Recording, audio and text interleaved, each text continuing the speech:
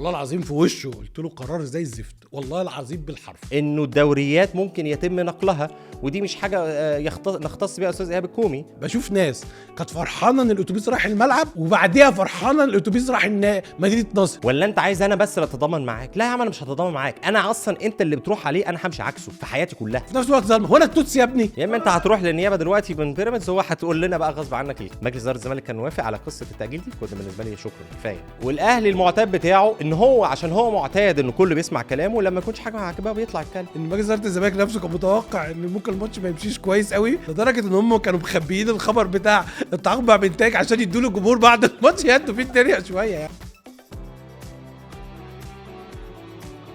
مساء الفل عليكم. حلقه استثنائيه قررنا ان احنا نعملها عشان ما ينفعش نفضل قاعدين ساكتين. بصراحه مش هتكون مترتبه، لكن هتكون دسمه وفيها كلام كتير قوي عايزين نقوله انا وخليفه. مساء الفل يا معلم. مساء الفل يا عطا.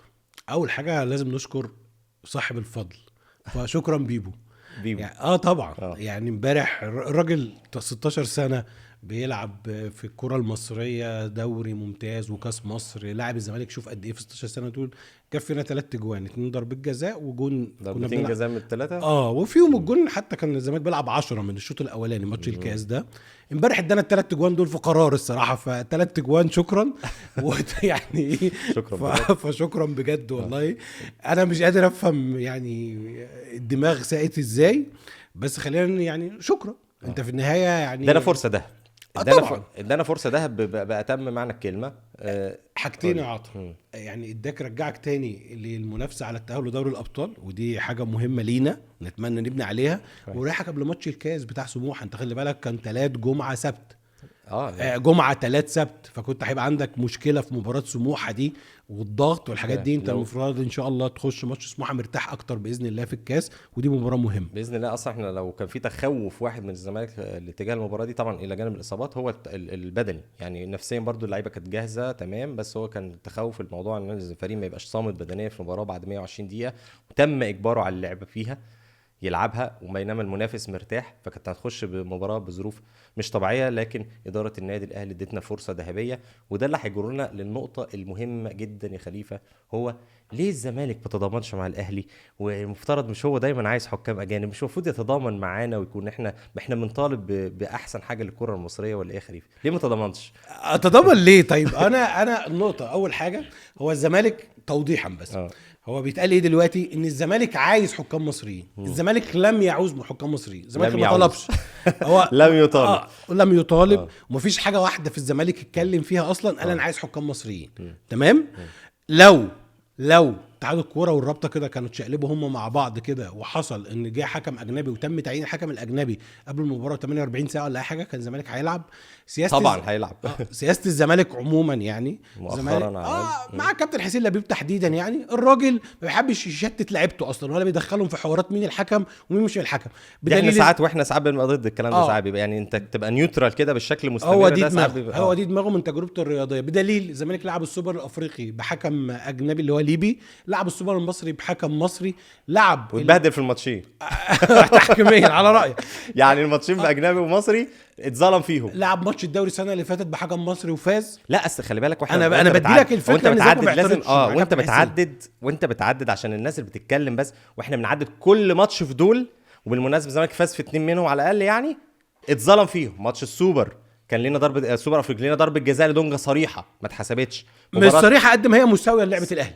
انا شايفها صريحه، بس انا شايفها مساويه للتقدير. كان في حتى احتمال شبه الطرد على حسين الشحات، بس نعديها دي. ولا مش فاكر دي في ماتش السوبر المصري، مش متذكر. في مباراه السوبر المصري في جون مش باين خالص ايه الوضع الخط. خليني ضدك في حته الجون، ان طالما الفار جابها خلاص ماشي يعني. بس كان في طرد للانذار الثاني سليم 100% بالظبط على اكرم توفيق. بالظبط كلام مظبوط. والمباراه اللي فزنا فيها في الدوري السنه اللي فاتت ضربه جزاء على رامي ربيعه صريحه. ما تقوليش لمس الكره، هو لمس وشال الواد اللي قدامه رايح انفراد. فمش منطقي لمجرد لمست الكره وانت في حاجات كتيره قوي بتقول. وكان في طرد برضه على كريم ندفي في الشوط الاولاني، على كريم ندفي. كل ده كان بالحكم المصري اللي احنا اتاذينا منه، كل ده كان في حكم اجنبي احنا اتاذينا منه. فمحدش يجي يتكلم علينا ويزيد علينا في سياسه الزمالك مع كابتن حسين لبيب، هو الراجل ما بيدخلش الفرقه في دايلمه مين الحكم ومين مش من الحكم. فانا بس عايز اشرح النقطه دي واوضحها. طيب انت اساسا تاريخيا الحكام الاجانب اساسا جت يعني بيحكموا لقاءات القمه ليه؟ كان بناء تاريخيا على احتجاجات الزمالك، ده تاريخيا. يعني في ناس بتقول لك ايه، في قرار مجلس وزراء او قرار قديم فعلا كان موجود. انت عارف ده كان موجود امتى؟ بعد موسم 91 بعد موسم 91 92 قمه الدور الاول كانت بين الزمالك والاهلي. الزمالك كان افضل كتير، كان الحكم السكندري محمد فتحي يعني طنش ضربة جزاء واضحة وضوح الشمس الكابتن اسماعيل يوسف. كان كابتن اسماعيل يوسف مقصوص جوه منطقة الجزاء مقصوص وكانت في رمضان، الحكم ما حسبهاش ضربة جزاء، كابتن اسماعيل يوسف طلع من الملعب. فالمهم ساعتها طلع قرار مجلس الوزراء ان ماتشات الاهلي والزمالك تتلعب بحكام اجانب. رجعوا تاني ايه يغيروا في القرار شوية بتاع ايه، كل شوية كده لما يحصل ازمة في الدولار ولا حاجة يقول لك ايه طب ما نمشيها بمصريين. راحوا جايبين سنة موسم 95 96 الدور الاول حكمه كابتن جمال غندور، الدور الثاني انتهى بكارثة كابتن قادر عبد العظيم. رجعنا تاني لقرارات حكام الاجانب. فانت تاريخيا انت كنت الطرف اللي بتمسك فيه الحكام الاجانب. طب انت المره دي ما مسكتش ليه؟ هزود حاجه عليك لا طب انا عندي رد بس انت عندك رد. قول انت الاول. قول اسمع. انت ما مسكتش ليه؟ لان ببساطه المباراه كانت هتتلعب ب 48 ساعة. أول كلام على موضوع التحكيم كل طرف بين الأهلي والزمالك كان عنده أمل إن الطرف التاني اللي يخش يشيل. خلي بالك، وفي نقطة تدليس دايما بيتقال لي صاحب الأرض، لا هو في حتة التحكيم الأجانب صاحب الأرض ملوش أي أفضلية إنه يطلب، صاحب الأرض يطلب، الضيف يطلب. فالزمالك بما إنه الطرف الأقل ماديا شوية كده فقال لك إيه ما تسيب الأهلي إيه يطلب. هو ايه $70,000 دي اصلا عشان تجيب طقم؟ انا مش فاهم برضه. ده احنا لو هنلففهم مصر كلها نعمل لهم برنامج سياحه مش $70,000 ده. وصلنا ان الرابطه بتقول انا هدفع وكلام من ده. تمام. طب انا الزمالك اخش الخناقه دي ليه من بعد ما الرابطه بعتت جواب لاتحاد الكوره والفيلم اللي اتعمل ده؟ طيب الزمالك بياناته كلها هل فيها قبل الماتش انه بيطلب حكام معينين مصريين او كده؟ لا، الزمالك ما اتكلمش في اي نوع من انواع التحكيم. طب امتى الزمالك مسك في الموضوع؟ مسك فيه البيان اللي نزل، كان نزل الساعة 7 وشوية. الساعة 7 وشوية ده الزمالك حس بإيه؟ الأهلي يا بيه ماسك سلك الكهرباء عايز يكهرب نفسه. بالظبط، هو ده اللي هيجرني الحتة دي. أنا كزمالك إدارة زمالك تاريخيا أنا ضد الحكام المصريين، ما حدش يزايد علينا في الحتة دي وحدش يتكلم معانا في القصة دي، وهنيجي وادي مثال واضح وصريح يبين قد إيه أنت متناقض وجاي بتلعب على حاجة فيها استثناء واضح. الزمالك لقى شخص هيرمي نفسه. اتفضل يا عم، أنت جبت لي فرصة ممتازة، ما انا قبل كده عملتها مع مرتضى منصور واهديت، ورغم ان كان عندي من الاسباب ما يبرر، مش بمجرد بس ده انا حكم مصري وحكم اجنبي، لا ده انا كان عندي اسباب واضحه ان انت حطيت لي مباراه بزياده، وانت حطيتها لي برضه، حطيت لي مباراه تانية حتى في الكاس. بس احنا مع اداره الزمالك في حاجات كده بتبقى انت تستغربها جدا، بتطلب التاجيل وخلاص، ما تحاولش تضغط بشكل زخم كبير. لكن دي الحته في حد اداني فرصه ان انا ممكن اطلع من الموضوع ده بمكسب كبير جدا هو اهداهولي. لكن همشي مع الحته بتاعت نظريه انت. طب هوضح بس النقطه بس. بين الزمالك الساعه 7:30 ما كانش ليه دعوه غير بحاجه واحده بس، ان اتحاد الكوره اعلن حكم يومها بالليل. بالظبط، انت اعلنت خلاص اعلن الحكم. فالزمالك كان مستند للائحه ان انت ما تغيرش الحكم اللي انت اعلنته. ليه؟ علشان حس ان ده سبب ان الاهلي هياخد بعضه وما يلعبش المباراه، فقال لك تمام. فانا عايز بس اوضح النقطه دي. الزمالك مش قبل المباراه ب 72 ساعه ولا حاجه طالب حكام مصريين او الزمالك كان ملتزم الصمت تماما لغايه انا بقول لك اول بيان صدر من الزمالك كان الساعه 7 وشويه، اللي هو ايه، احنا خلاص في حكم تم تعيينه، احنا متمسكين ان الماتش يقام في نفس الظروف اللي اتحاد الكوره اعلن بيها.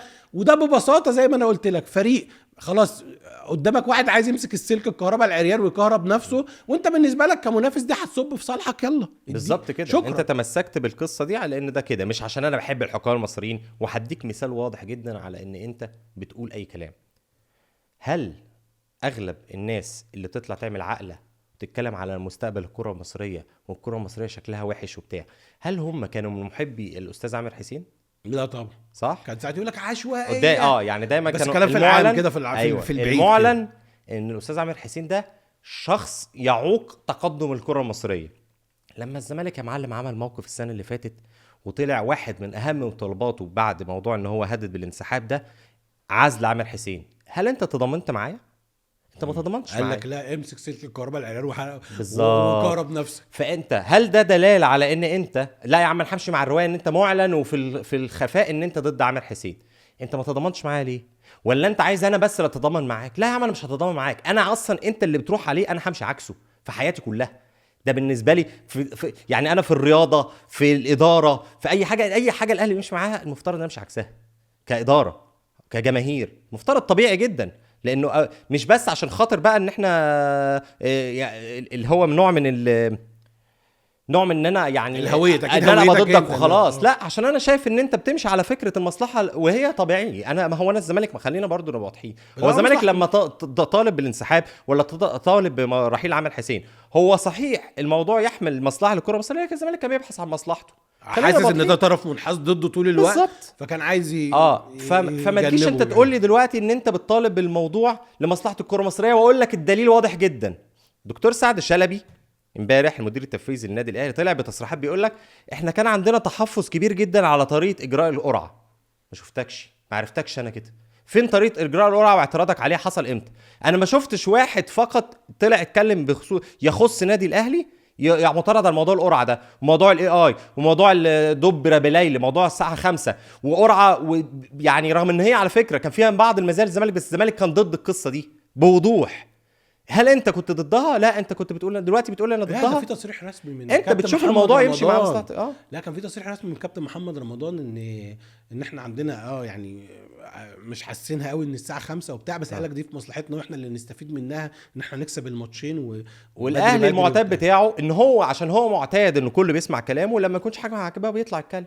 الزمالك ساعات بيضطر يفوت من كتر ما احنا بنضطر تاجيل ماتش مودرن يوم ماتش مودرن ده اللي هو ايه قلنا يعني نأجل ماتش مودرن. لا نأجل ماتش مودرن عموما نأجل ماتش مودرن او يأجل ماتش الاهلي يوم اللي هو كان يتأجل ماتش الاهلي من البدايه عشان ماتش مودرن ناخد فتره. ما حدش سمع كلامك، قال لك العب ماتش مودرن ورجلك فوق رقبتك ولعبت ولعبت وارهقت بالظبط كده. فالمزايده علينا بالحته دي لا يا معلم، انت ولا بتبحث على الكره المصريه الا لما تكون الكره المصريه عندها مشكله من مصلحتك، ولا بتبحث. عارف لو انت بتبحث على مصلحه الكره المصريه كنت طلعت تضمنت موضوع القرعه، نتكلم نفضل نفهم شويه ان الموضوع الموضوع ده تهريج يا جماعه. لو انت بتبحث على الكره الموضوع الكره المصريه تتضمن ان انت مثلا موضوع رابطه الانديه اللي انت هتبقى ضدها، وبالمناسبه هكون سعيد معاك جدا، يا ريت تمشي، يا ريت رابطه الانديه تمشي، هكون معاك لو انت طالبت برحيلها، يعني جميل جدا. تطلع من اول السيزون وتطلع تاخد موقف قوي ان انا مش هينفع الكلام ده. انا معلم مش قدك اصلا، وانت اللي دايما مكلمني كده بتمشي اغلب الوقت. فمع على ايه يعني لو انت عايز بتبحث عن مواقف الكره المصريه لاصلاح الكره المصريه، خدها في وقت ما يكونش وقت مصلحتك تتضارب معاه. ده اللي انا افهمه. غير كده يبقى انت ايه بتتكلم معايا بس كده وقت ما تكون مصلحتك تتضارب على الموضوع. خليفه لا وعايزني كمان اجي معاك اللي هو ايه انت فاهم، تعالى معايا في اي حاجه. لا انا مش جاي معاك في اي حاجه زي ما انت اتكلمت في النقطه دي. وخاصه ان انت الدوري ده بداته ازاي؟ بداته بكارت ارهاب للتحكيم على طول بعد وقعه ماتش الزمالك والبنك الاهلي اللي احنا اتظلمنا فيها، وكانت نتيجه ايه؟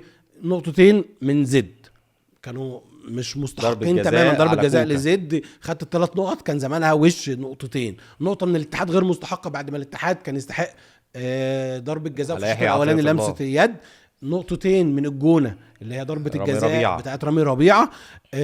ماتش بيراميدز نقطه بعد طرد غريب جدا لواحد بيحاول يحجز على الكوره اخرها انذار، وده هنجيله نقطه بيراميدز دي.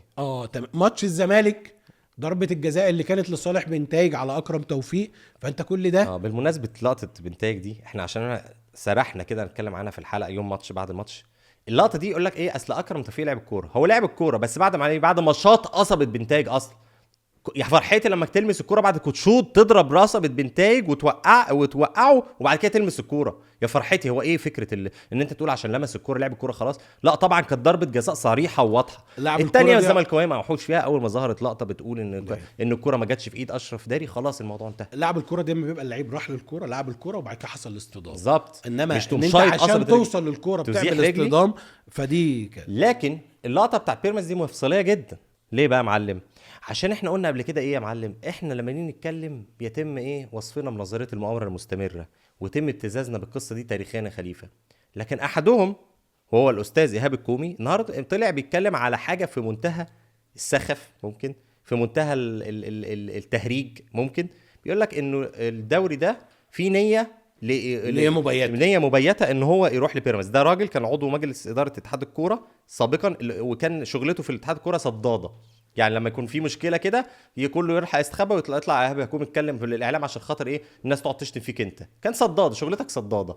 فانت دلوقتي لما تطلع تقول كده معناه انك بتفتح مجال انه الدوريات ممكن يتم نقلها، ودي مش حاجه نختص بيها استاذ ايهاب الكومي. استاذ عادل القيعي قبل كده طلع اتكلم، او مهندس عادل القيعي، استاذ عادل القيعي طلع قال ايه قبل كده؟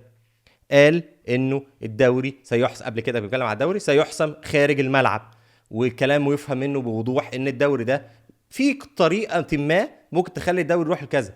يا عم احنا ما بنقولش كده، لا احنا بنقول كده ساعات، بس احنا مش اصحاب، احنا دايما الناس اللي بيتم يوصلها بنظريه المؤامره. فلما يجي حد يتكلم بالشكل ده يبقى يستاهل اللي هيحصل فيه من بيراميدز. انا رايي انا بيراميدز خد خطوه صحيحه جدا في تصريحات ايهاب الكومي. ليه بقى؟ هو عمل تصريح. احنا احيانا بواقع الانتماء انا كزملكاوي ممكن اقول ايه، والله الحكام بتجامل الاهلي، ده كلام ليه علاقه بوجهه نظر فنيه حكم. ممكن اهلاوي على العكس يقول نفس الكلام اللي انا بقوله، بس من الناحيه الثانيه الحكام بتجامل بيراميدز، الحكام بتجامل الزمالك. دي اسمها مشكلة. ايه؟ تقييم فني للحكام او وجهات نظر. تمام. انما انت لما تطلع تقول نيه بويته وبعديها تقول ان كان في حاجات بتحصل انا عارفها كده يا استاذ الكومي، في حاجه من اتنين. ما انت يا اما انت راجل طب ساكت ليه؟ ما رحتش النيابه ليه؟ مش دي حاجه مفترض ان دي معاك انت زي ما انت اعلنت كده، دي ادله. يا اما انت شريك يا اما انت متستر. يا اما انت هتروح للنيابه دلوقتي من بيراميدز، هو هتقول لنا بقى غصب عنك الكلام. انا هقول ولسه عندي حاجات هقولها، قولها ولازم يقولها على فكره. ولو ما قلتهاش انت كده شريك في الجريمه ومدلس ومتستر وكل شيء. يا باشا انت عندك حاجه ان الدوري ده بيتم التلاعب فيه لصالح بيراميدز، يا باشا اعلنها وخد حق كل الانديه. وانا كزملكاوي هبقى مبسوط. يا سلام. الغوه نزلوه، ما عنديش اي مشكله. يعني ببساطه انت كده يا استاذ ايهاب الكومي حطيت نفسك في حاجه من اتنين. يا انت بتطلع تصريحات ملهاش لازمه لغرض الاستهلاك المحلي وتهدئه مش عارف ايه، وبتدي الناس ماتيريال يشتغلوا عليه، فانت تستحق ان كل حاجه هتحصل فيك. او انت عندك فعلا ادله وده بيحصل وبيتم توجيه الدوري البيراميدز وفي ادله معاك، يا باشا لازم ده، يا باشا اوعى تسكت، لازم الكلام ده يتراح يتقال في نيابه وتحقيقات وحاجات كبيره جدا. وانا ضد الصمت في الحاجات دي. انا شايف ان لازم يبقى في تحرك. التحرك ده ان الراجل ده يتحقق معاه رسميا، يا هو عنده ادله وبيتكلم بادله فعلا وكل الانديه تاخد حقها، والنادي اللي بيتم التلاعب لصالحه يعني يدكلوا بيه. يا اما الكلام ده الراجل بقى بيطق كلمتين مش عارف ايه مدى تأثيرهم، او هو عارف وبيستهبل. في الحالة زي ديت يتم عقابه بما يليق بالتصريحات الغير مسؤولة. طيب هو في حاجة كمان اصلا عايزين نقولها، انه هقول لك ايه بقى، نظريه المؤامره فور داميز كده. عندنا كتاب للزمالكاويه طبعا خبره في نظريه المؤامره، فاقول لك نظريه مؤامره كده فور داميز، يعني المبتدئين كده يتعلموا من نظريه المؤامره. لما تطلع نظريه مؤامره، طبعا انا في النهايه هعتبر ان الكل مقتنع بالموضوع، يعني مقتنع باللي هو بيقوله، مش بيرمي الكلمه كده وخلاص. لما تطلع حاجه لازم تكون فيها بعض الوقائع اللي تدل على اللي انت عايز تقوله. يعني ما تجيش تقول لي ان بيراميدز، ان هي مبيته ان البيراميدز هو ياخد الدوري، وفي قرار فادح في مباراه البيراميدز والاهلي بتقول ان بيراميدز هو اللي اتظلم. تمام، ابني يا معلم نظريه مؤامرتك كده على ايه، على حتى يعني لو انت حتى بترميها وخلاص ابنيها على وقائع. يعني لما الزمالك، احنا ليه ساعات بنستكتر ان احنا نقولها في كل مره، عشان احنا برغم ان احنا بنشوفها في كل مره، بس في حاجات بتبقى الفادح ده نطلع نتكلم، لان الموضوع لا يمكن السكوت عليه. وده من الحاجات الغريبه اللي بيان الاهلي كان طالع بيقول لك اخطاء لا يمكن السكوت عليها، والموضوع وصل لدرجه لا تطاق او غير محدود، حاجه كده يعني. فلما تيجي تتكلم لازم يكون عندك وقائع. ايه هي الوقائع اللي خليفه قاله؟ كل قرارات تحكيميه كتير جدا بشكل لا يصدق في اول 10 ماتشات على الاقل كانت لصالح الاهلي، بشكل كل مره كنا بنوصل لمرحله انه لا ده دي اخرها، لا دي خلاص كفايه قوي، لا ده الحكم هيقف عند حد ويبطل التهريج اللي بيحصل ده. ومع ذلك الدايره مستمره. فلما تيجي ترمي الكلمه ارميها في وقت حتى تكون ايه الدنيا واضحه شويه انا رايحه البيراميدز فعلا. وبالمناسبه ما اقول كده احنا موافقين جدا، هنكون سعداء جدا لو الموضوع راح ناحيه البيراميدز، لو هو فعلا يا ريت والله لو في ادله يعني. يا ريت لو في ادله والنادي ده بيتم التامل لصالحه، يا عم الغوه نزلوه خليلوه. انا عايز اقول حاجه، الاهلي ودي مش وليده السنه دي بس، الاهلي نشر كذبه وطورها بشكل كبير، او جماهيره او السوشيال ميديا او واتيفر مين يعني الشخص اللي عمل كده، او حتى بس بكره تلج عادي مستمره مفيش حد بيخطط للقصه يعني، نشر كذبه وقعدت تلف الكذبه دي اللي هي ان الاهلي متضرر من التحكيم، ان الزمالك هو نادي الدوله مش عارف ايه كذا كذا كذا كذا كذا. وبعد ما الكوره دي لفت هو وصل لمرحله انه صدقها. الاهلي صدق ان هو فريق مظلوم، ان هو نادي مظلوم، ان هو نادي الناس جايه عليه، او ناس كتيره من جماهير الاهلي بدات تصدق القصه دي. خليفه انا هقول لك تجربتي، انت تبقى حاضرها اكتر، دي مش عارف هو الكلام ده مظبوط ولا لا. في التسعينات انا كنت صغير، بس نظريتي ان الاهلي ما كانش ماشي بالطريقه دي قوي. الاهلي كان ماشي ماشي بنظريه ايه، هي هتلف وهترجع لي.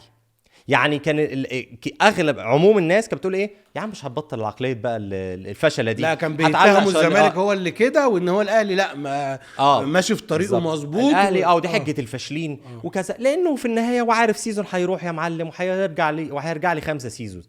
من 2015 في تيار جديد دخل في القصه، بدا يرمي القصه دي. كنت متخيلها استراتيجي وخلاص، انا بس استراتيجي عشان خاطر ايه، احاول احقق اكبر مكاسب واضغط اكتر على الحكام واضغط اكتر على المنظومه ان انا احقق اكبر مكاسب. فاذا بيا اعتقد بعد الفرصه الذهب اللي حصلت امبارح دي، لا الاهلي فعلا مصدق يا خليفه، مصدق ان هم جايين عليه، ومصدق ان الحكام ضده، ومصدق كذا. انا عندي كده بدات اوصل للقناعه دي. الناس صدقت الكذبه اللي هم اخترعوها. معرفش انت رايك ايه في القصه دي؟ لا هو الجمله الجميله كانوا يقول لك دي مهزله، وطول عمرها مهزله. حضرتك انت البطل التاريخي للمهزله. هي لو مهزله انا اقول عليها مهزله، انما انت بتقول عليها مهزله، انت البطل التاريخي المتوج للمهزله. طيب ولا وقالوا هي المسرحيه وبتاع المسرحيه، انت بطل المسرحيه بالظبط. لا هو ماسك في حاجه، بيمسك في استثناء ويتكلم عليه. واحنا اتكلمنا على القصه دي قبل كده، موضوع الكاف اخر موضوع الكاف، انه قبل كده احنا كنا ماشيين مع نظريه الزمالكاويه متسقين مع نفسهم ان الكاف يحتمل ان يتم التدخل بقوه نافذه فيه، سواء من هنا او من هنا او بتاع مش عارف ايه. انت كنت ضد النظريه دي لغايه لما كسرتها في 2017 2018. فواضح ان انت بتتحول نظريه المؤامره وقت بس اللحظه دي. انا عندي راجل متسق مع نفسي، نظريه المؤامره عندي طول الوقت. على الكاف واجي لك على نظريه قول لي بقى. بالنسبه للكاف، هو دلوقتي انا برضو من ضمن الحاجات اللي مستغربها، نفس الاداره دي تعرضت، نفس الاداره اللي بتدير الاهلي يعني تعرضت لموقف قوي في ماتش الترجي. اتوبيس الاهلي تم يعتبر اعتداء جماهيري عليه. كان في احداث قبليها، كان ماتش قبليها ايه يا عم؟ قبليها كان ماتش الذهاب. ماشي كان في اخطاء تحكيميه في ماتش الذهاب، انا ماليش فيها، انا بكلمك بس قبليها ماتش البوكا والريفر لما حصلت مشاكل تحكيميه، مشاكل قصدي تشجيعيه بين الجماهير والحاجات دي اتاجل. انت كاهلي في ماتش الترجي ما اختبرتش الكاف ليه بالانسحاب يعني؟ اصل انا بتكلم الناس اللي بتقول ايه ولا نتسنى ولا انا والمواقف والبتاع، ما اختبرتش الكاف ليه في ماتش الترجي؟ عشان انت عارف ان الكاف ما بيهزرش في حته الانسحابات دي، لان انت قبل كده انسحبت السنه اداك 3.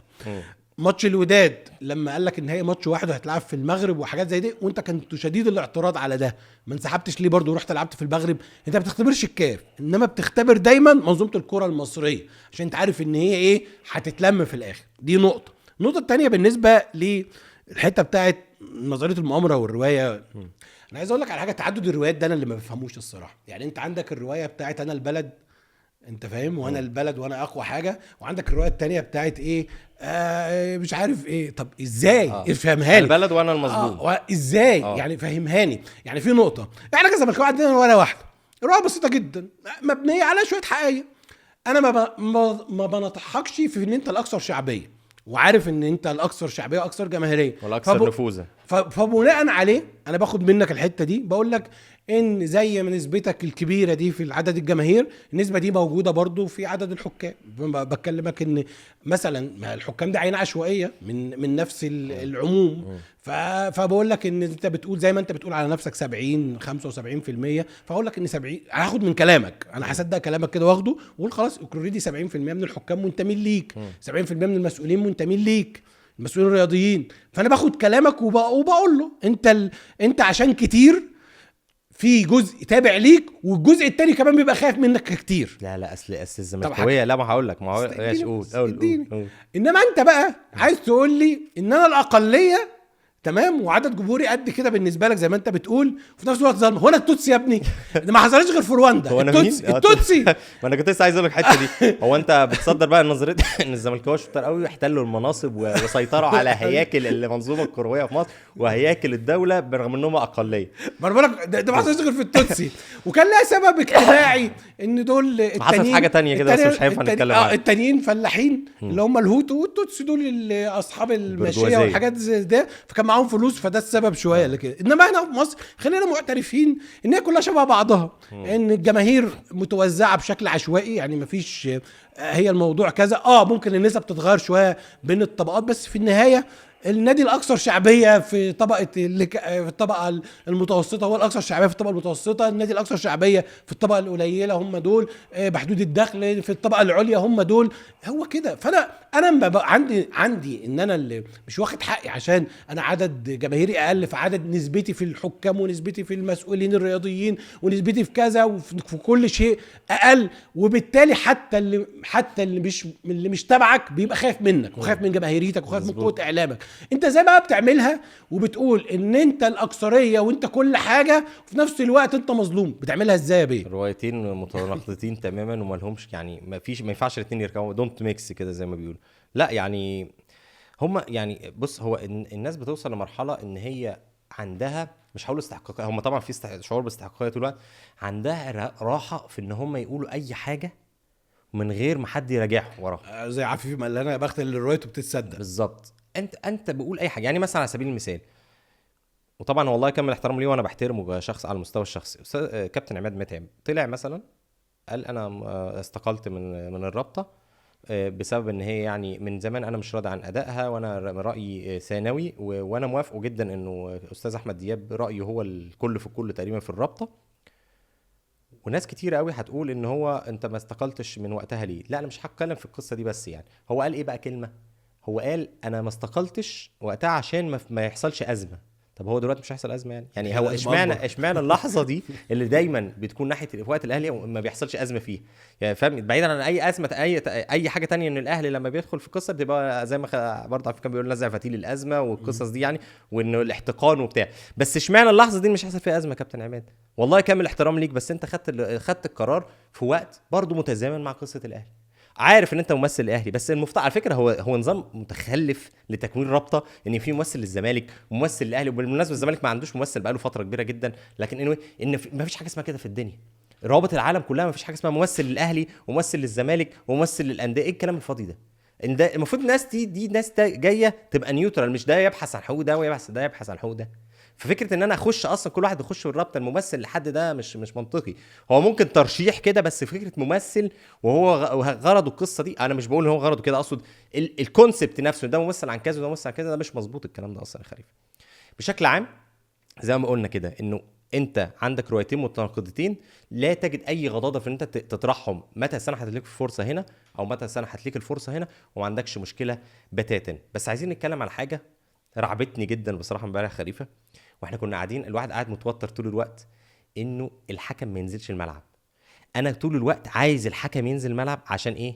اصل ممكن يطلع يقول لك ايه، الحكم الرابع اتثبت في ميدان رمسيس، والحكم الاول جاله وعكه صحيه. ما ده اللي احنا بنقول الماتش اتلعب عشان بس اي حد عنده اوهام عن اي حاجه، دي مباراه انتهت. انا اتفاجئت بصراحه ان الحكم، يعني انا كنت لاخر لحظه مش مصدق، ما اكذبش عليك، اخر لحظه حاسس ان في حاجه هتحصل، محمود بسيوني مش هيوصل الملعب، يحصل له وعكه صحيه، الحكم الرابع يتثبت في ميدان رمسيس، ده اللي هيحصل.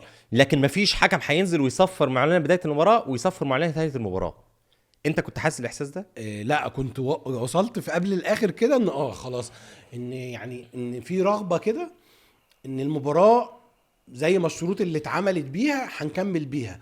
واللي بيحاول من امتى يعني الاحساس ده؟ احنا طول الوقت انت مرعوب، طول الوقت بيلاقوا لها مخرج، وممكن يلاقوا لها مخرج، بس هو انت مستف ورقك، مفيش مخارج، ورقك 100% متستف تمام 100%. مخارج خلاص، ما المخارج بقى ممكن يلغوا الدوري، عارف انت، يعملوا حاجه اكبر بقى. عملوا قبل كده مخارج دوري 72 المخارج عارفين القصه دي يا جماعه؟ دوري 72 ده ببساطه كده عشان نختصر القصه عليك. دوري 72 ده مروان كاليفاني طلع بيضرب ضارب فاروق جعفر في صدره، ولا مش عارف ضرب مين بالظبط في صدره، حكم حسب بينالتي صح غلط اللي شاته اللي شاته. فالجميع الاهلي نزلت الملعب واحتجت وبتاع، وبعدين هدوهم وطلعوا، قام فاروق جعفر شايط البينالتي والزمالك جاب الجون الثاني بقى 2-1، وكان هيفرق كتير عن الاهلي اكتر بكتير بشكل صعب جدا التعويض، خاصه مع ان المباراه الفوز بنقطتين. دخل جاب فاروق جعفر البينالتي، قام نزل جايبين الاهلي نزلت كسرت الملعب وبوظت الدنيا. المنطق واقل حاجه تبقى ناعمه جدا مع الاهلي تعمل ايه؟ كمل الماتش، يعني قصدي كمل الماتش بتاني يوم بنفس الوقت، مثلا الدقيقه 88 ولا 78 ولا تفر، وكمل. ده انا مش بقول لك تعتبره منسحب ولا حاجه، رغم ان جميع الاهلي نزل كسرت، لا ملغين. لا هو الماتش عادي يعني حصلت الماتش اتحسب للزمالك كفوز، وبعدين اتلغى الدوري واتلغى الدوري في نفس الوقت. يا فرحتي يا خلاص يعني ايه فضل كده. المهم ان الدوري اتلغى، فحصلت قبل كده وكل حاجه ممكن نروح بتحصل نروح للسيناريو ده. احنا تاريخنا طويل في الحاجات دي. لا ما في قبل كده بتاعت 88 88 بس كانت واقعه مشابهه بقى، اللي هو الاهلي كان المفترض بيلعب المحله، الاهلي اتحسب عليه، اللي اتحسب ليه ضربه جزاء في اخر اللقاء، حكم الملعب حسبها، بس حامل الرايه كان حاسب تسلل من البدايه. فانت عارف طبعا لما يبقى في حكم الملعب حسب حاجه وحامل الرايه رافع تسلل، تم الغاء ضربه الجزاء، والحكم اللي ضدك ما كانش حسبها بالظبط من الاول يعني فاهم. فتم الغاء ضربه الجزاء، الاهلي احتج وانسحب عن مباراه الترسانه اللي كانت تاليه. ساعتها الاهلي ما راحش الملعب والحكام راحوا، لا الاهلي وانسحب من مباراه المحله، فتم احتساب المحله فايز، فالاهلي اعترض متغير على ماتش الترسانه كمان، ما راحش ماتش الترسانه. ماتش الترسانه ده بقى لما الاهلي ما راحش والحكام راحوا، فريق الترسانه راح، الاولى مخرج. بس كانوا احنا بنتكلم بقى في عصور ما قبل السوشيال ميديا. قالوا المخرج ايه؟ ان كان ساعتها عبد الأحد جمال الدين، الوزير عبد الأحد جمال الدين، قال لك انا حليت اتحاد الكوره برئاسه حسن عبدون، وجيب كابتن ابراهيم الجويني عمل قرار بتأجيل مباراة الأهلي والترسانة. وإن طبعا أنت ما شفتش القرار وقتها، إن الناس راحت الملعب من غير ما تعرف القرار، بس ده حصل يعني حصل قبل الماتش ما يتلعب. ما أنت لازم الورقة تبقى مظبوط وقتها. إنما إحنا هنا في المرة دي خلاص ده ماتش اتلعب ومفيش قرار صدرت بتأجيل ولا أي شيء، فالموضوع منتهي 100%. عايز أحيي يعني، ممكن تبقى تحية غريبة شوية يعني كبرنامجنا هنا، بس أنا أحيي جمهور الأهلي اللي كان في الملعب. ليه أحيي جمهور الأهلي اللي كان في الملعب؟ ناس زي اي جماهير راحت ورا ناديها، كان عندها امل ان فريقها يلعب، ضبط النفس. في دايما بيانات الانديه يجي ايه؟ التهديد بكارت الجمهور. اظن هنتهت بقى. ليه؟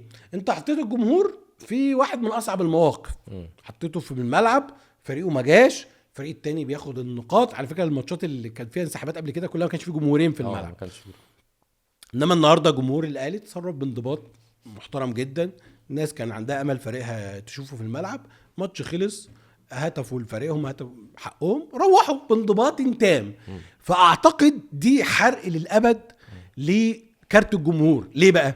ليه رأيي انا ان يعني اصل دايما هي مجموعه كده من اصحاب المليارات واصحاب الملايين، المالتي مليونيرز يعني، بتلاقيهم دايما بيستخدموا كارت الجمهور. الجمهور ده في النهايه عطا، انت عارف، زيي وزيك وزي الاستاذ اللي بيسمعنا دلوقتي، ناس من الطبقه المتوسطه والكادحه في اغلبهم.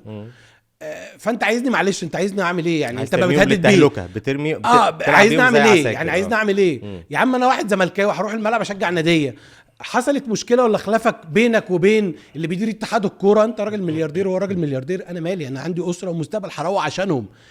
فده الفكره.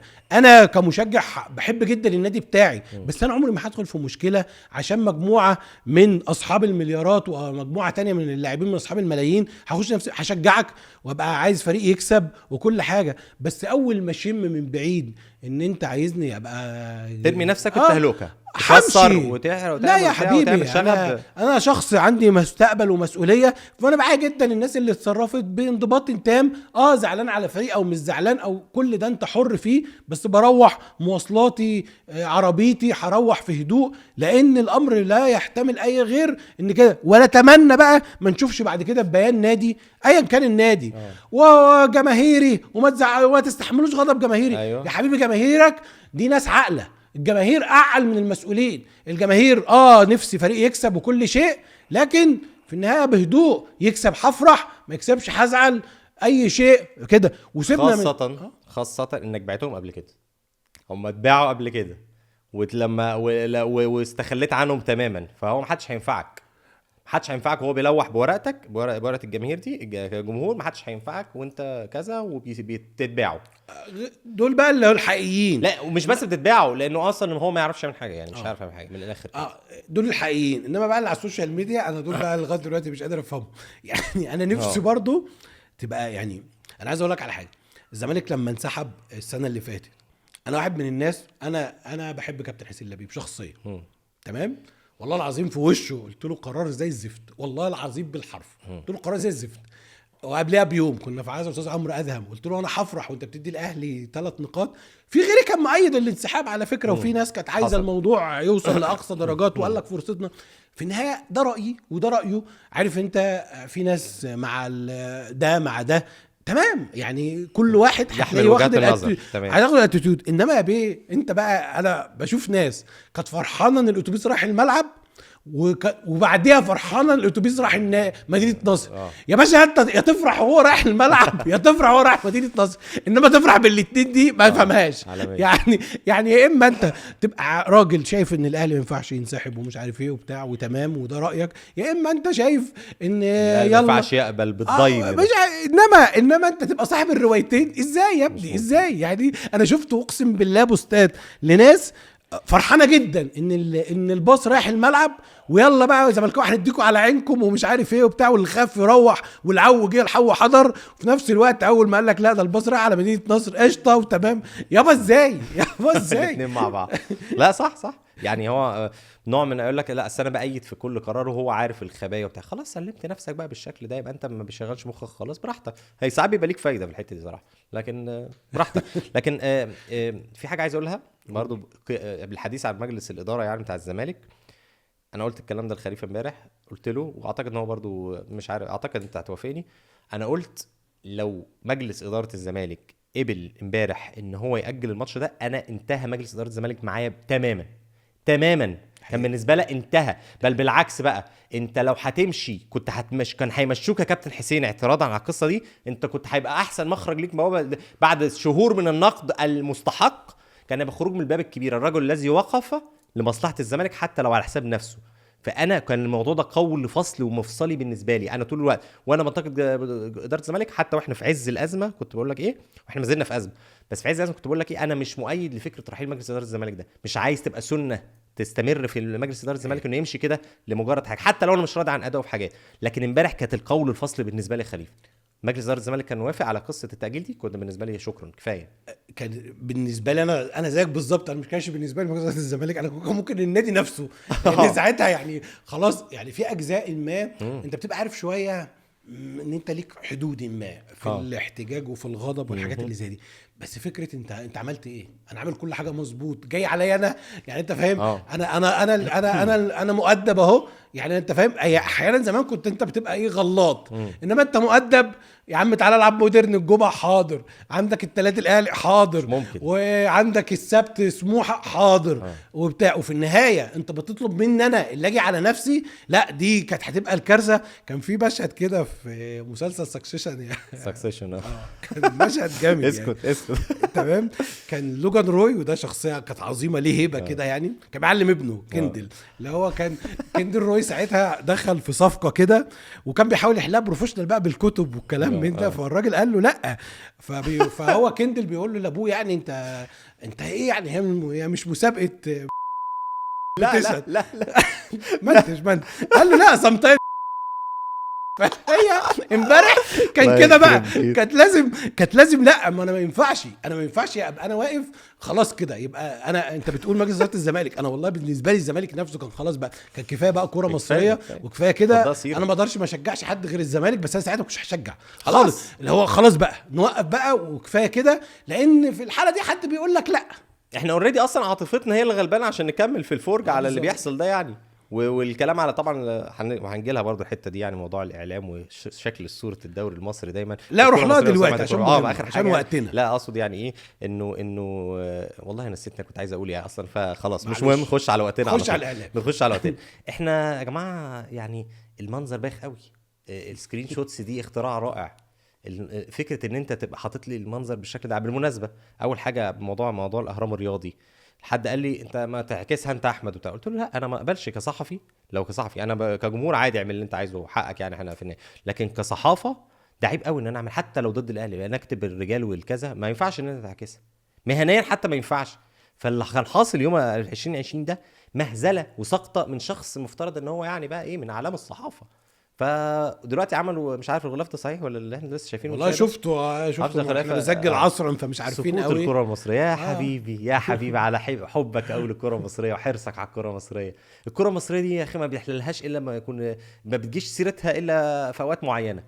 يعني الزمالك متبهدل عادي، الزمالك عيب واداره بتاع الاهلي متبهدل يبقى ايه العشوائيه. ده لو متبهدل العشوائيه او الكل غلطان يا جماعه، الكل غلطان. لا يا معلم، الزمالك مش غلطان في حاجه، الزمالك مش غلطان في حاجه. الزمالك حتى لو اتلكك عشان حوار ان هو موضوع حكم اجنبي، هو بيبحث عن مصالحه زي ما كله بيبحث عن مصالحه، بس مفيش حاجه تغلطوا فيها. عشان حكم اجنبي. الزمالك تمسك باقامه اللقاء في موعده بطاقم الحكام المعين من قبل اتحاد الكره والرابطه. احنا لا طلبنا ده حتى ما طلبناش ولا بسيوني ولا طلبنا ولا غير ولا اسماء، احنا بنعترض على امين عمر وبيجي لنا امين عمر ولا اي حاجه. يعني انا اصلا وكان احنا راينا يعني بحد بيمشي بيه اصلا. مره زمان ايه حد قال لك على الموضوع ده، ليه الزمالك ما اعترضش 94؟ قلت له هو الزمالك لما اعترض على جول حسن شحاته حصل ايه يعني؟ انت هتمثل.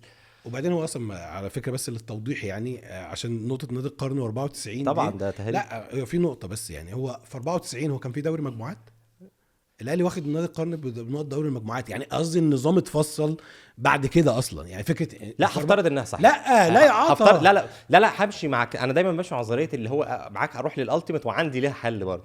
هو في 94 تطلع ان اكتر نادي فايز بدوري ابطال افريقيا، كان وقتها برضه اكتر نادي فايز بدوري ابطال افريقيا كان 3 مرات هو كوتوكو صح.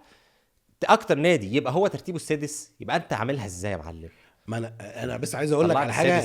يعني ماشي، النقاط اللي الاهلي حسم بيها لقب نادي القرن لا علاقه بدوري المجموعات اللي هو كان بيدي الخارجين من دور الثمانيه نقاط فاصلا هو كان في دوري مجموعات في 94. دوري المجموعات بدا في 97 98 في 97 97 96 97 لا 97 98. ازاي الزمالك لعب 96 97 ده الاول، وبعد كده الاهلي 97 98 ما هو موضوع البن الاسيوي. احنا وقت الهارتس فوق بقى 26 97 كان الموسم 97 98. هي ساعتها البطوله كانت ملخبطه يعني، كانت بتبدا والاهلي البن الاسيوي ده كان 98 99. الزمالك خد دوري الابطال 96 فكان البطوله بتبدا في اللي هو بتبدا يعني من بدايه 97 ممكن. anyway مش هتفرق كتير ممكن. طيب احنا عندنا ايه تاني نقوله؟ عندنا تجديد. احنا لسه عايز تتكلم عن موضوع الاعلام، لو حابب تتكلم عن حاجه. اما انت اصلا انت وفيت وكفيت يعني. اصلا احنا اتكلمنا لا سمعني يا عم، عايز اشجيني شويه. لا يعني انا بتكلم على يعني. بص هي الفكره ببساطه الطرف اللي سهل تنتقده دايما. ايوه هو في 3 اطراف كده سهل الانتقاد. اسهل طرف دايما اتحاد الكوره، ده اي حد ينفع تتجرأ عليه. ثم مجلس اداره نادي الزمالك. دي يعني لو في اطراف في القضيه تقدر تنتقد اتحاد الكوره والمسؤولين عن الرياضه المصريه، ثم مجلس اداره نادي الزمالك. في بقى حد ما تقدرش تنتقد. فشجاعه الاعلاميين ايه؟ الاعلامي كله بقى كلهم دكور على اتحاد الكوره والعشوائيه ده كله زملكاويه اهلاويه كلها دكوره. تمام. تيجي لمجلس اداره الزمالك بتلاقي ايه 70 80% ايه دكوره، اللي هو ايه يلا بقى ايه سهل برضو. بيتبقى قل اللي هم شغالين رسمي جوه النادي، دول بيسكتوا. انما كل الاعلاميين المحايدين او الاهلاويه او حتى الاعلاميين الزملكاويه يقدروا ينتقدوا مجلس اداره نادي الزمالك. اتحاد الكوره 100% انتقادات، الزمالك هتوصل ل 70%، ال 30% باقيين اللي شغالين في منظومه نادي الزمالك. مظبوط. تيجي اداره النادي الاهلي وكلها تقلب نتي يا بيه. الحلقه كلها تستوستيرون الله يخرب بيتنا. والموضوع صعب يعني مع خليفه النهارده، بس هو الراجل هيقول ايه؟ ما هو ده اللي بيحصل يا جماعه. احنا طول الوقت الناس بتيجي على لحظه كده وتقف، رغم انه في بعض الاصوات الخافته جدا بتقول الاهلي لم يكن موفقا، الاهلي مش عارف ايه، لكن دايما برضو هتلاقي ايه هاديه كده وفيها عقل كده، والدنيا بنحاول نوعد ان احنا مهزله والعالم هيشوفنا بالشكل اللي عامل ازاي وبتاع. الكلام ده ما بقاش يحصل. انا قلتها عموما يعني بالنيابه عنكم، انا قلتها امبارح يعني ان شكل مصر وحش قوي يعني امبارح. لكن عندنا حاجه بقى نتكلم. اول حاجه عندنا محور بنتاج وعندنا ماتش سموحه. تعاقد بنتاج ده يعني كانت مفاجاه كده تحس. في واحد امبارح كتب مش عارف قريتها ولا ايوه انا قريتها. ايه قال لك اللي هو قال لك احنا من بؤسنا كنا متوقعين الهزيمه، كنا محضرين بنتاج نهد الجمهور. لا مش دي. واحده كتبت انا هقول اللي انا قلت عشان الناس توصل لها. انا قال لك احنا بيقول لك من شكرا بيبو اللي احنا بادئين بقى الحلقه، بيقول لك ان مجلس اداره الزمالك نفسه كان متوقع ان ممكن الماتش ما يمشيش كويس قوي بسبب حاله الاراقه، لدرجه ان هم كانوا مخبيين الخبر بتاع التعاقد مع بنتاج عشان يدوا له الجمهور بعد الماتش يهدوا فيه الدنيا شويه يعني. شكرا بيبو. لا مش ممكن شكرا والله. ده احنا اصلا على بالمناسبه احنا بعد ما قالوا الاتوبيس اتحرك انا كنت حاطط ايدي على قلبي، لان احنا رايحين على حكم هيبقى مقتول خايب مرعوب بقى ارهاق. خلي بالك جايه واحنا هنطلع روحكم. ايوه احنا هنطلع روحكم بقى. احنا اصل هو ايه كانت هتتسوق ازاي؟ صحيح الاهلي انسحب بس كانت هتتسوق لو الاهلي كسب، ان الاهلي كان حريص على شكل المنظومه المصريه، بس احنا الاهلي لما يحب يحط عليكم كلكم هيحط عليكم كلكم في الملعب وبره الملعب، يعني فاهم، كانت هتمشي بالشكل ده. لكن خلينا بس انا شفت بس الكومنت بتاع بنتايج، هقول لك طب بس قول بسرعه. موت ده فاهم في جروب كده بعد طبعا يوفوريا جماهير الزمالك بالانتصار، وشايف واحد نازل ببنتايج، واحد قال لك هو النهارده ليله القدر ولا بدري قوي في العصر ما كانش الاوائل. مصدق نفسه، مش مصدق نفسه يلم بكميه الاخبار السعيده يعني. قول لي فين عايز نقطه صحيح بالنسبه ليه قال لك ايه القمه تتاجل مش عارف في يوم ولا مش عارف ايه حكام سعوديين. في دليل اصلا ان الناس اتورطت. انت عارف مين اللي كان جاي من السعوديه؟ حكم اول وحكم رابع. حكام رايح فين؟ لا حكام رايه ولا حكام فار ولا اي شيء. يعني معنى كده الناس كانت بتدور على تلصقه يا بيه. يعني في ناس اتحطت في ورطه وكانت بتحاول، والاهلي نفسه اللي بيقول لك وبتحكيم اجنبي وحاجات دي، كان اتقال وقتها انه كان موافق يروح الملعب لو الحكم السعودي ده وحاجات زي كده. انت كنت ايه حكم رابع، والحكم الرابع ده بيعمل ايه بيها يعني؟ هيقعد يسكت عبد واحد وايمن عبد العزيز يعني محمد شوقي ده حكم الرابع فعلا ولا اي حاجه. ده الطقم اتنين يا بيه، حكم اول وحكم. هو السعوديه اصلا الدوري كله حكام اجانب اساسا ما حكموش في بلدهم. بمناسبه السعوديه، فاكرين يا جماعه عشان بس موضوع نظريه المؤامره، زمان كانت ممكن تطرح نظريه المؤامره الحكام اللي كانوا بيحكموا في السعوديه يقول لك ده عشان خاطر بياخدوا مرتبهم من المستشار تركي آل الشيخ، فما ينفعش يجي يحكموا الماتشات. الزمالك فازوا الحكم ده جاي من السعوديه، فانت كنت هتجيب حكم سعودي، ما كان ممكن برضو مستشار تركي آل الشيخ متدخل يعني؟ ولا هي تمشي ازاي دلوقتي؟ الحكم الاجنبي هو اللي كويس؟ لا يا معلم، احنا الحكم الاجنبي ده تاريخنا معاه معروف، واحنا طول عمرنا مطالباتنا بالحكم الاجنبي طول عمرها موجوده. ولما طالبنا بحكم اجنبي جبت لنا ابراهيم نور الدين، فاكر؟ الزمالك كان طالب بحكم اجنبي وجابوا له ابراهيم نور الدين عادي جدا، وقال لك ساعتها ان رئيس لجنه الحكام مصمم على تحكيم مصر. فمش علينا الكلمتين دول يا اخوانا يعني. ماتش سموحه بسرعه كده عشان نقفل. ماتش مهم جدا هيبقى يوم السبت. قول لي التشكيل المتوقع. احنا شفنا التشكيل اللي كان حاطه بيسيرو، كان تشكيل متحفظ جدا. قول لي بقى تشكيل ماتش سموحه في الكاس. تمام. اخر حاجه عايز اقولها لك على البنتاج، حد قال لك ايه؟ قال لك الزمالك معاه فلوس يدفع للبنتاج ومش معاه فلوس يدفع للحكم الاجنبي. اولا مش هدفع $70,000 على ماتش مبدئيا، انا مش مقتنع بموضوع $70,000 ده، واحنا مش معانا فلوس $70,000. معانا فلوس نجيب لاعب يكمل معانا الموسم يا بيه، ده اولا. تاني حاجه الفلوس بتدفع على اقساط يعني، على فكره مش هكون ما دفعناش امبارح يعني. المهم في نقطه بس انا انت دافع في التيكيت $3.5 مليون حضرتك يعني، وانا ما اعترضتش. انا بشتغل في مثل فلاح عندنا بقى بكمله الامثال يقول لك اللي معاه حنه يحن ايد جحشه. ما تقوليش الجحش ملوش ايد بس عشان هي مش ايده تمام.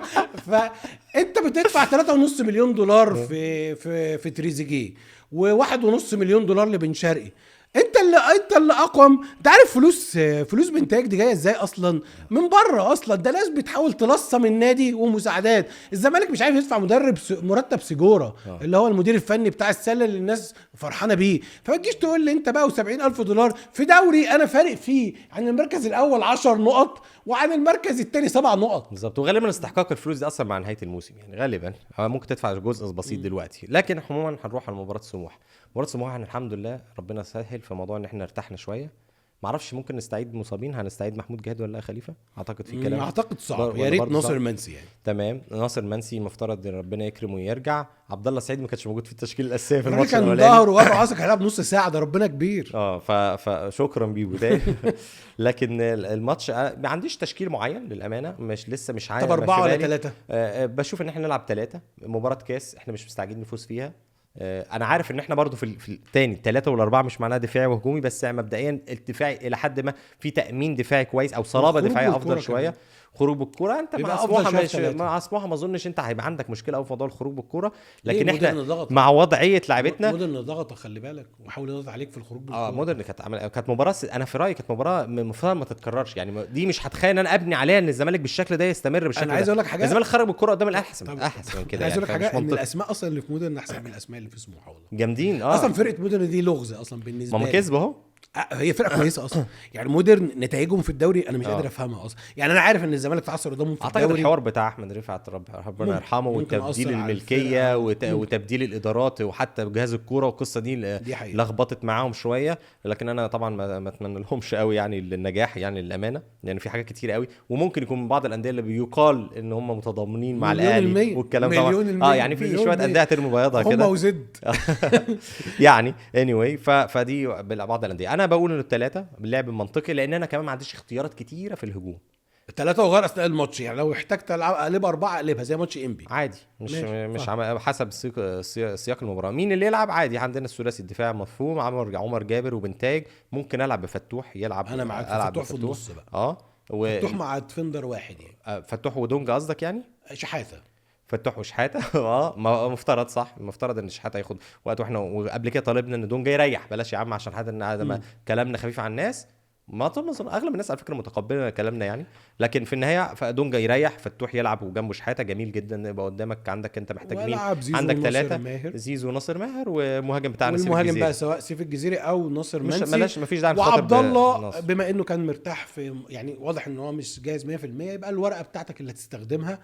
او لو الماتش ساره زي ما انت عايز مشي الماتش واحتفظ بعبد الله بعد كده للجاي كله. احنا بعدها هيكون في توقف فممكن نلعب بعبد الله عادي برضو يعني، على اعتبار ان هو مش على حسب بقى هو جاهزيته عامله ازاي يعني. بالظبط. لو عبد الله شارك في الحلقه زي دي تفضل على حساب فتوح بقى، ولا على حساب مساك من الاثنين ونلعب بدونجا بقصدي بشحاته وفتوح وعبد الله السعيد وناصر ماهر وزيزو؟ ده ممكن يدي صلابه كويسه للفريق لو هلعب بالثلاثي ده ممكن. لكن ما لعبش بانه عبد الله وقدامه عبد الله وجنبه ديفندر واحد قدامهم ناصر ماهر والكلام ده يعني. ماشي يعني مع شحاته وفتوح وعبد الله انا شايف ممكن، واربعه في خط الدفاع مصدق وحسام، ممكن تبقى شكل الفرقه كويس يعني. ممكن. هو الماتش هيتلعب في اسكندريه ولا القاهره؟ لا في القاهره السبت الساعه 9:30 ان شاء الله بحضور جماهيري. اتمنى جمهور الزمالك يكون موجود ومبسوط، وتكون ليله رمضانيه ظريفه باذن الله على كل الناس باذن الله. عندك حاجه لديك اقوال اخرى؟ حلو قوي كده. ما رايك في مناسبه ليك يا كابتن محمد صبري؟